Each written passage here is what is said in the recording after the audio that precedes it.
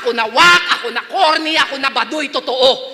Pero ito'y malaking sampal sa'yo na ayaw niyong maging ako, pero naging ako yung gusto niyong maging kayo. Kasi ano? Ano bang meron dito? Nagbabars ka? Nagkasariling bar to. Magaling ka mag-construct pero ma-establish pangalan ko.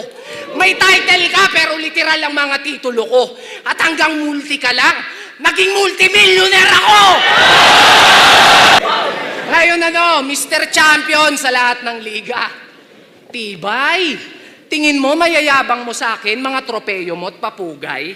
Hanggang kailan ka makikipagsuwagan ng sungay? Umay! Nasa pagalingan ka pa rin? Nasa pasarapan na ako ng buhay! Yan ang basihan niya ng pagiging tunay.